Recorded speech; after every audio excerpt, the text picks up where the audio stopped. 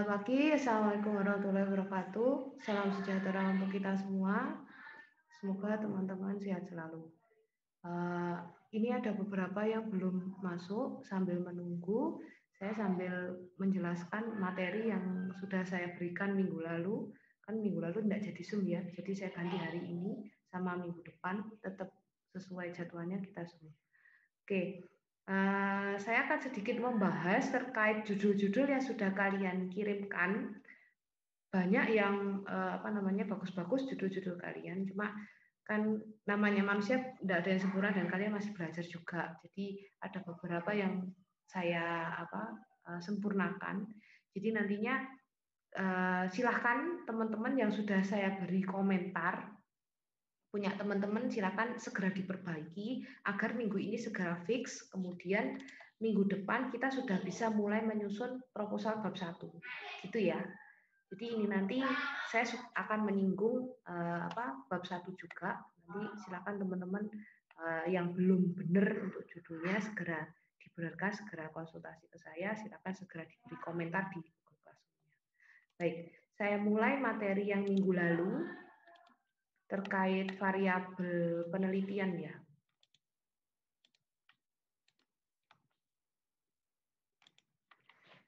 Oke, variabel penelitian.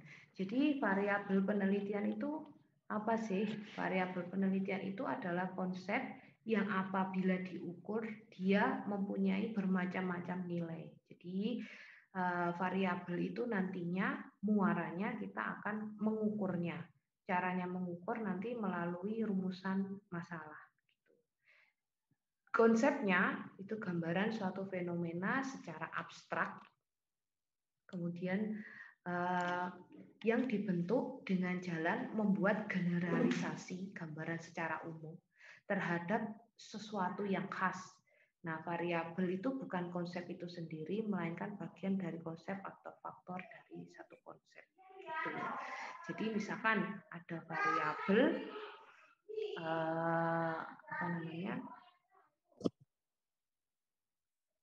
jenis kelamin, kemudian ada tingkat kecerdasan, kemudian ada hasil belajar seperti itu misalkan ya. Nah, untuk jenis kelamin sendiri itu kan ada turunannya lagi, ada perempuan, ada laki-laki. Kecerdasan nanti bisa dilihat dari IQ-nya kan ada banyak ya, ada EQ, emosional, ada SQ, sosial, ada IQ untuk kepandaiannya, dan ada satu lagi apa saya lupa. Coba nanti di searching. Nah, kayak gitu contoh-contohnya, ya. Terus kemudian klasifikasi variabel. Klasifikasi variabel. Jadi kalau kita ngomong variabel itu ada banyak variabel. Ada bebas, tergantung, moderator, kontrol, antara. Jadi untuk teman-teman bisa menggunakan semuanya, namun yang paling minimal kalian gunakan bebas dan tergantung. Bebas sebagai independent variable, tergantung disebut dependent variable. Jadi bebas itu biasanya A, kemudian tergantungnya B. Jadi A ke B seperti itu. Terhadapnya yang tergantung. Apa sih variabel bebas? Variabel yang diduga sebagai sebab ini karena dimanipulasi, kemudian munculnya variabel tergantung. Nah, variabel tergantung sendiri itu variabel yang muncul sebagai akibat dari manipulasi variabel bebas. Jadi nantinya keduanya ini saling berkaitan. Misalkan kita mau melihat apa ya contohnya enaknya ya. Oh ini kajian, misalkan kita mau melihat kerusakan jalan,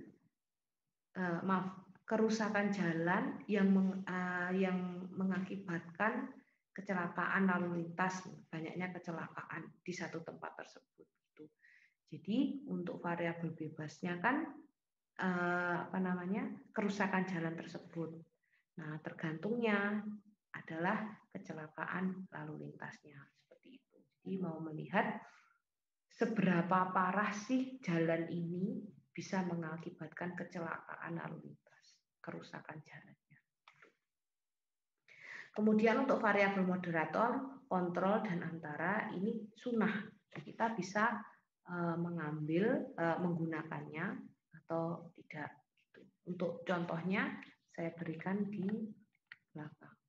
Nah, ini misalkan ada contoh studi kuat tekan kolom kayu kamper holo hasil fabrikasi terhadap kayu kamper solid. Di sini jelasnya kita pakai kolom kayu kamper holo dan kayu kamper solid. Dua ini yang dipakai. Itu sebagai variabel bebas dan kemudian sebagai variabel tergantungnya. Untuk kontrol ini biasanya memang tidak ada di judul, itu ya, tidak dikeluarkan di judul, tapi nantinya kontrol ini sebagai tolok ukur pengukur saat kita melakukan penelitian. Jadi kontrol ini semacam batasan masalah, kayak gitu. Jadi kan kalau nanti kalian nulis di bab 1 itu ada batasan masalah. Nah ini sebagai kontrolnya. Kemudian untuk variabel antara ini kalau kita mau melihat kuat tekan itu kan nanti pasti ada modulus elastisitas, kemudian ada kuat tekan sejajar serat kayu kamper seperti itu. Nah ini bisa disebut variabel antara. Intinya saat kita membuat judul untuk yang variabel moderator, kontrol antara ini sunnah ada di judulnya. Wajibnya hanya variabel bebas dan tergantung. Namun, moderator kontrol antara ini nantinya akan muncul saat kita merumuskan bab 3. Jadi nanti akan di situ ada. Di proposalnya akan ditulis di situ, tertulis di situ kayak gitu.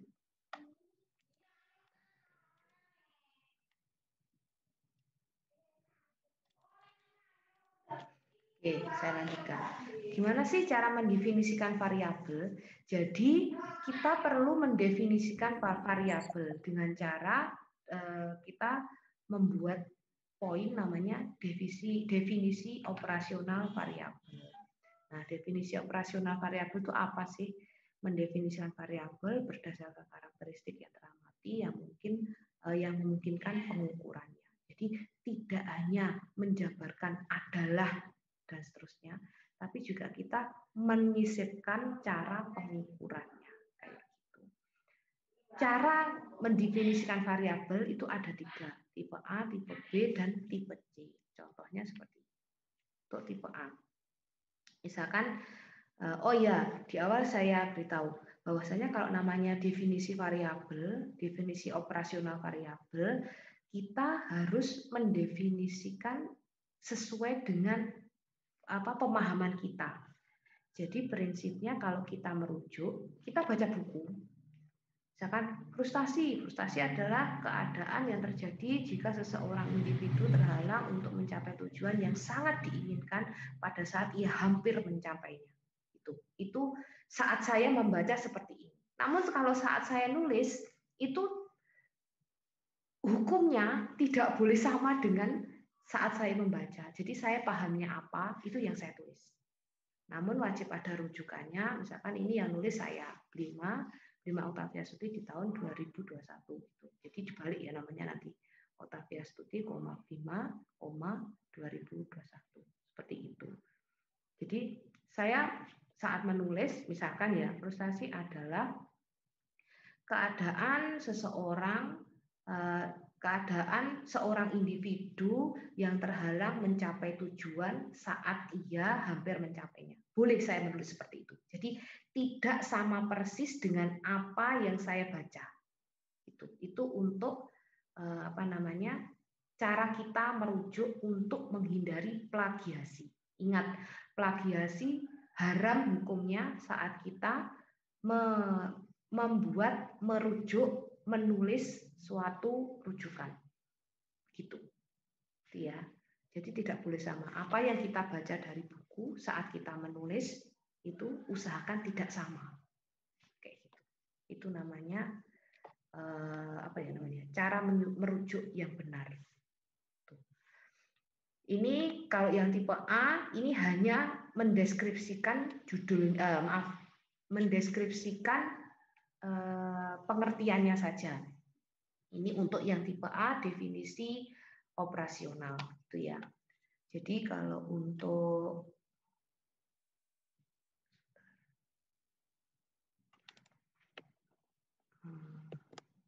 sebentar ya.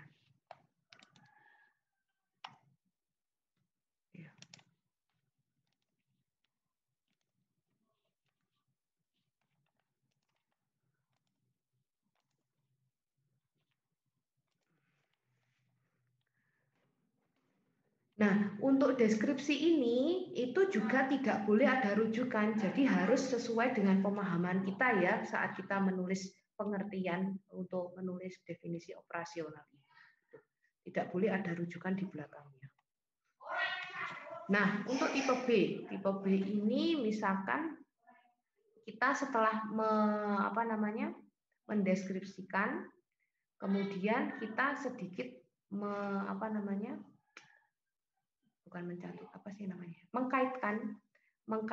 dengan bagian dari definisi bagian dari ini sistem pengapian ini. Jadi yang kita definisikan tersebut.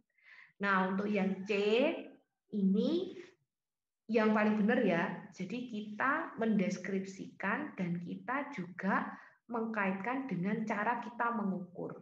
Jadi misalkan di sini siswa yang cerdas adalah siswa yang memiliki ingatan yang bagus, perbendaharaan katanya banyak, kemampuan bernalar, keterampilan berhitung, dan seterusnya. Nah, yang saya maksud untuk pengukuran ini untuk misalkan ingatan yang bagus. Gimana sih caranya kita mengukur ingatan yang bagus? Perbendaharaan kata. Gimana sih cara kita tahu perbendaharaan kata dia banyak? Nah, gitu. Itu cara mengukur kita. Cara mengukur variabel siswa yang cerdas. Gitu. Pun juga ini berlaku misalkan tadi berkaitan dengan kecelakaan lalu lintas. Kecelakaan lalu lintas itu apa sih? Misalkan tabrakan yang terjadi di jalan, misalkan kayak gitu ya untuk deskripsinya. Nah, terus kemudian kita mengkaitkan dengan cara pengukurannya. Tabrakan yang terjadi di jalan dengan cara kita mengetahui jenis kelaminnya, misalkan. Kemudian kita mengetahui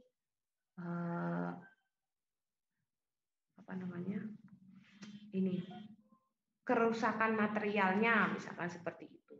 Itu kalau menurut saya tentang kecelakaan lalu lintas. Jadi intinya definisi operasional ini balik ke penulis, dia mau mendeskripsikannya seperti apa, gitu. Namun juga gitu, tidak ada rujukan, tapi harus ada tolok ukurnya nantinya untuk mengukur si variabel ini.